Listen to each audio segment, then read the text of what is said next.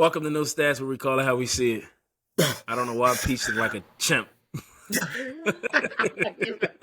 Back again with another one. Back again. And before we get started, don't forget to like, share, subscribe. Like I said, me and Peach going to keep bringing that heat, keep bringing content. Pure sports, barbershop talk at its finest. So hit that subscribe button. Nothing but love, baby. Watch the handle, it takes skill. We gotta run it back. We in the field, and you said it chase attack.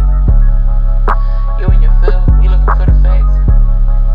Let's keep it real, yeah, we talking no stats. Yeah, we talking no stats. Yeah, we talking no stats. My fault for that little gesture in the beginning. what Seth was that challenged for? me that I couldn't. Seth challenged me that I couldn't hold my breath for 15 seconds in the opening of the show. I never did that. I must have hearing things.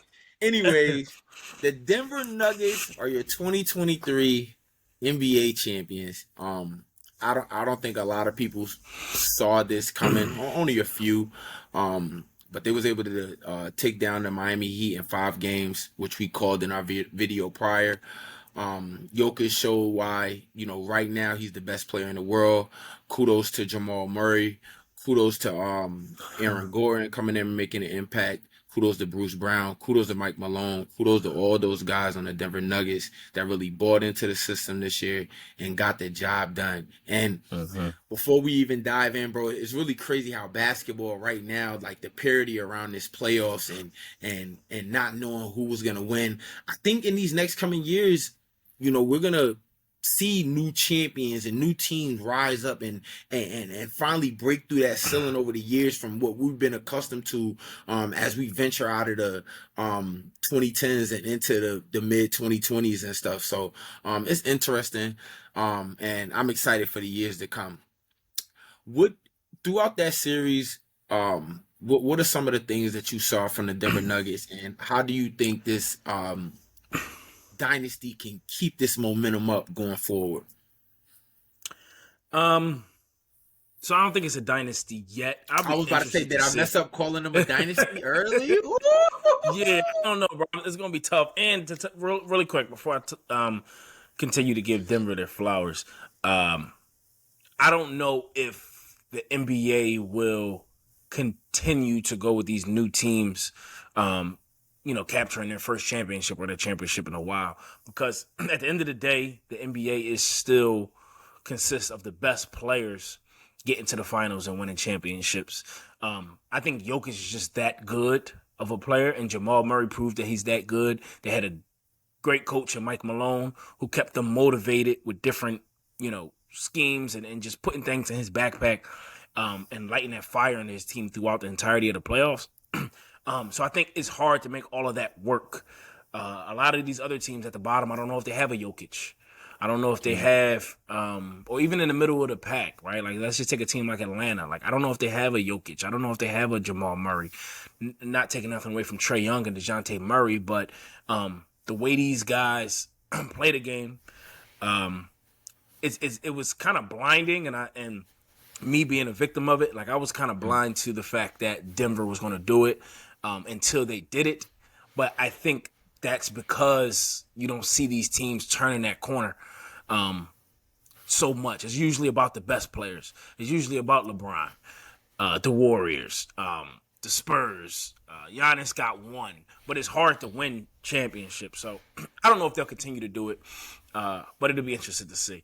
But like I said, I like giving Denver not to even cut you off real quick, but I just want to piggyback off that. I think also too, a lot of things you need to go right in order to even turn that corner. Like, absolutely. One, I think you need a cornerstone when you look at the Nuggets with Jokic, Giannis with the Bucks. Even if you take that Raptors title in 2019, Kawhi. They had a player like Kawhi, and I know he wasn't homegrown there, but you had the pieces around him. You have to have and the culture, bro.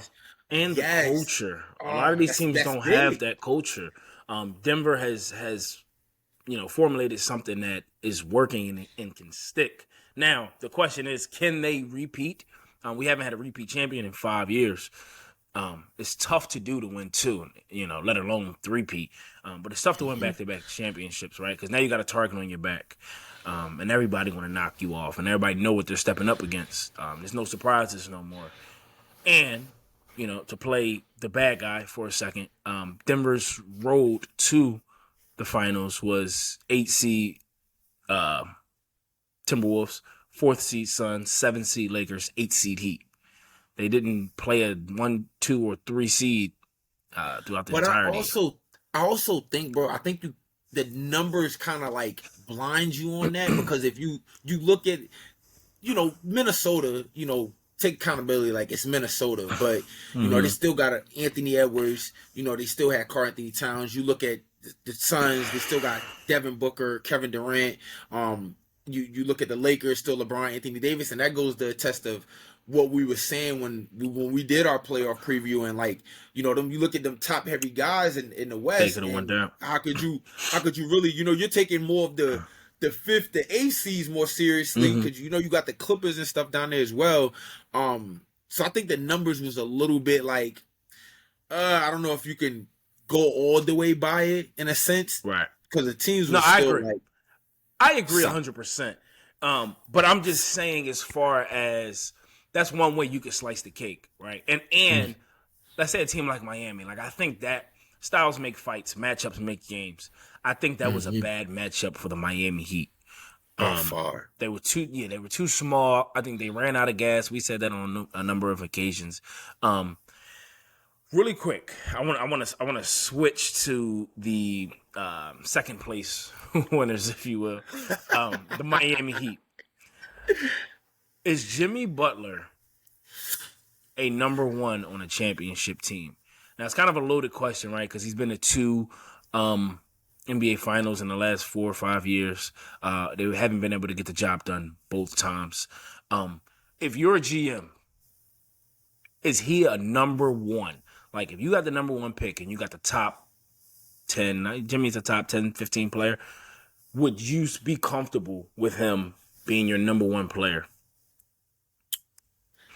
I gotta say, absolutely, bro. I mean, if you got the balls to get us there, I need the pieces around, and I know Jimmy didn't have the best finals, but the supporting cast around him also didn't play consistent either. So I think like a guy like Jimmy, if I had to choose a guy like Jimmy rocking into the playoffs, I think he is a number one option on the number one team right now. Even though he hasn't come away with any finals, but if you look at, since the bubble season and him getting to the finals, it's been Eastern Conference Finals. I think they had the 1 year where they got beat, I think swept by the Bucks. But other than that, they've been getting there or exceeding expectations. So I would have to go yes. What's your take on it? I would say yes too, right? And we talk about leadership and intangible traits that's hard to find. I would say yes, but I would love if I could have a 1A, 1B with Jimmy. And I know there's some history there, right, where Jimmy has, quote unquote, crossed ruckus in organizations, whether that was Minnesota or Chicago, the whole Philly thing, even though they kind of did Jimmy, they could have kept Jimmy. But I would love to have a 1A, 1B because, and maybe this is a little recency bias because he did play phenomenal throughout the Eastern Conference playoffs. But in that Game 5 and in these finals, I just didn't see the Jimmy I was used to. And it's totally recently biased. It's might not. But that play at the end of the game, I think the Heat were down 1. He drove into the lane. He jump stopped. No one bid on the pump fake that he usually do. Jimmy gets into the lane. He'll pump, try to get the defender off his feet, go up, get the and one, or go over top of him. He got into the lane, hesitated, tried to pass it. I think it was Max Strus, and just ended up giving it to KCP. Got the steal, and the game was pretty much over. I just seen Jimmy look timid at times. I don't know if that's running out of gas, putting a team on your back.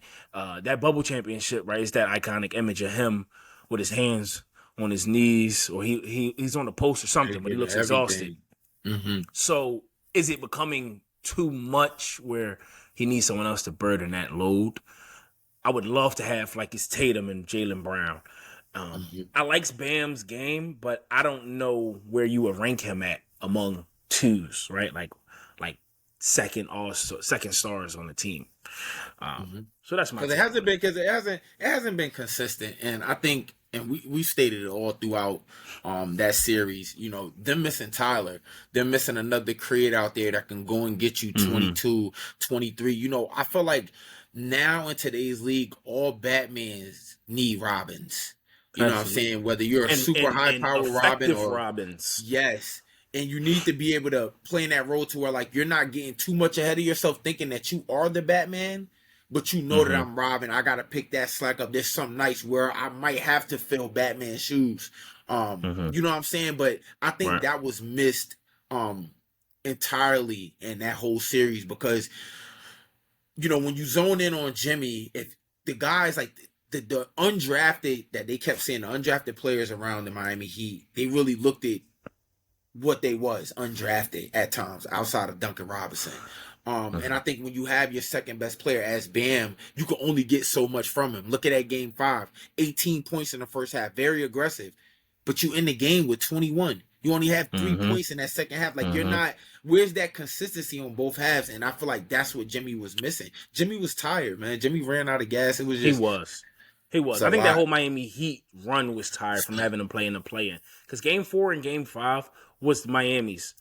I mean, you had that one game, Murray had I think Murray had both games were bad games. Right? You had guys in foul trouble, but the Heat couldn't put up points. They just couldn't score. They couldn't find nobody to get that ball in that basket. But quickly, I know the answer to this question, but I have to throw it out there to pick your brain.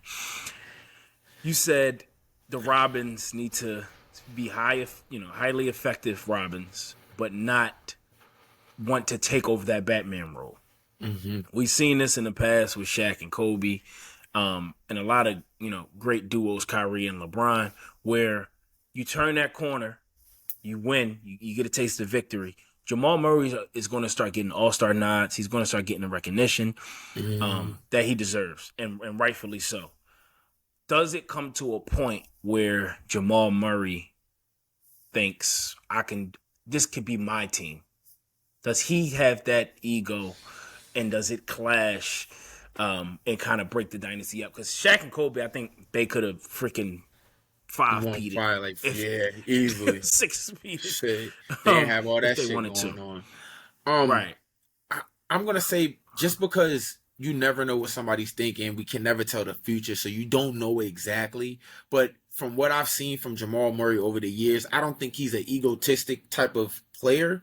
I think he's a phenomenal system player, a phenomenal guy that's going to buy in to the culture, to what's going on. I think, and what makes that even more ideal is that Jokic is such an unselfish superstar. He's such a low-maintenance superstar. So he's not going to care about the numbers and the accolades and the outside fuzzy shit that's going on. He just wants to play the game and have that amount to winning titles. And I think when you do win your first title like that first one ever, I think you stated it earlier in the video, bro, that culture, how much that culture matters. And when you're a cornerstone in NBA culture, you created that shit, I think it's hard for you to just like tear down because like I think I can go over here and I could probably get to this fucking second round and lose in 6 games.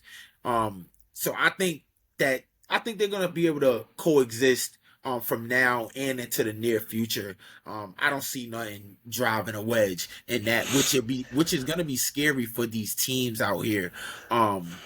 If that tandem continues to grow and keep making this formula that they have better and better each year, man. And it's crazy to see the shift, how everybody was game planning for the Warriors. And I stated it before, calling the Nuggets a dynasty.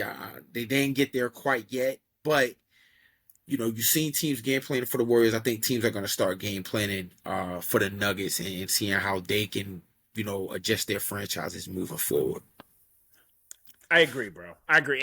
And that's why I said I think I know the answer to the question, because the egos, especially of Jokic. If anything, I can see Jamal Murray not saying that he will, but I can just see it before I see Jokic. I think Jokic was quoted saying, basketball is not the main thing I'm focused on. It's just something I'm good at. Like, I don't think Jokic would ever get to the point where he feels some type of way. So I think you hit the head on the nail on the head. One other thing, I got really quickly too. Go ahead. Now I think the tough thing for Denver is going to be keeping the others in place. Because contracts, I don't know who they're losing. I don't know who free agents, but other teams are going to want to pay these guys now that they won. You know how it goes.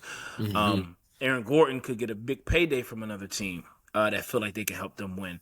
So it's going to – the challenging part of a dynasty is losing those players but replacing them with people who can come in and fit that culture and not losing a step. So that's going to be the challenging part for Denver. That's all I want to say. Absolutely. I think they're in an alright spot. As far I think they're only free agent. Maybe Bruce Brown. That he's another guy that's going to get a look. That's going to be key. You know what I'm saying? His payday is going to keep going up. You got me itching for this NBA offseason. But anyways, bro, I want to ask you this. So I know you're not a big play-in tournament guy, but for the Heat to come as far as they did, losing that first playing game, being able to secure that second one, go on the run that they did the play-in tournament grow on you a little bit? Just seeing this, the type of suspense that it creates and being a team. Look, he gave you that little. Yes, he ain't even done. But that's why I like the play-in tournament, bro. You give teams like now. You know, you're not going to eliminate the tanking from the 15th, 14th, and 13th seed. But now you create, like, now if you're 12th, you know, you don't win on like a little 6-game loser streak. You still are buying into, still making the playoffs. And now with the Miami Heat making it as far as they did, that's just going to make getting into that playing spot even more crucial. Like now when you get in, now you're going to have those 9th seed that actually believe that they have a shot. And that's just going to make the atmosphere around the game, bro, so much better, bro. So much. I understand it from preventing teams from tanking. I understand that, bro. And you know, my whole thing with the play-in tournament has been you have 82 games to prove yourselves, bro. That's a lot of games. And to get one of those top 8 seeds. The Miami Heat were 7th or 8th seed, if I'm not mistaken. They weren't outside of the normal playoff structure. Am I correct? I think they were 8th. Because they got 2 games. So they were 8th. They were 8th. They were 8th. So I think Miami would have been, they were in the same spot. No, actually, so I don't, 7th, I think. They were 7th. They were 7th. Right. Yeah, so they lost and then they won and they got to 8. Yeah. So I think they end up beating Milwaukee, but I think it hurts. It could have hurt Miami. Right? So you're saying it's nice because of what Miami, what happened. But what if they would have lost both games and had 2 bad games? You know how basketball is. It's a make or miss league. Also, now Miami could have been out and we could have not seen this. But think about this, bro. You stated it earlier again. NBA is really about matchups, bro. And I think that honestly probably played into Miami's favor because they matched up with Milwaukee good.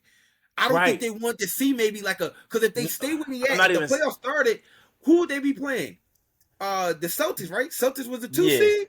Yeah. And you see how that series went, bro. But I'm not even saying that, bro. Who did Miami play the first round in the playoffs? And in the play-in and lose to the Hawks. Yeah. Right. All right, and then in the second round of the play-in, second game, who did they beat? Bulls. The Bulls, and that was a close game. Miami was down late in that game.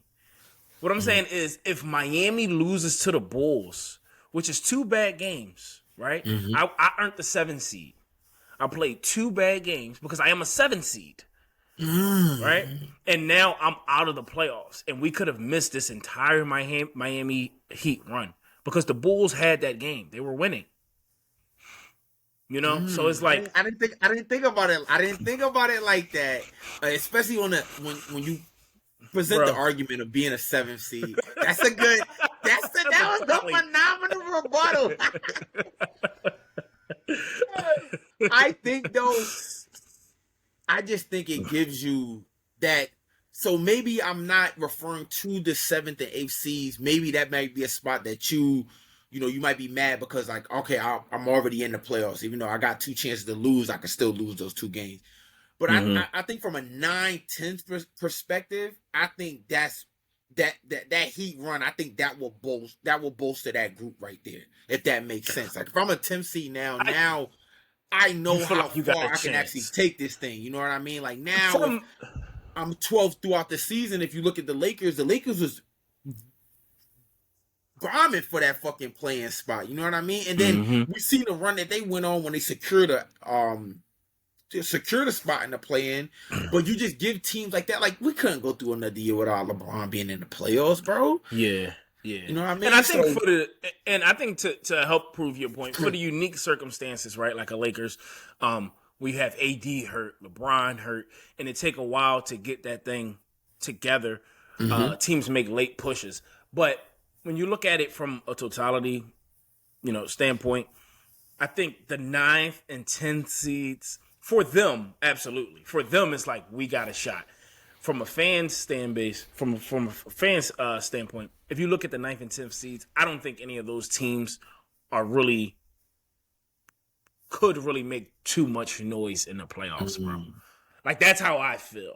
Like who was the 9th and 10th seed in the West this year? Like, did we think the Thunder were going to make a crazy run? Or the Pelicans were going to make... I know you like the Pelicans, little kid. I didn't think they were going to make a crazy run. Did we think the Hawks, with all of that... I mean, they were talking about trading a superstar before going into the playoffs.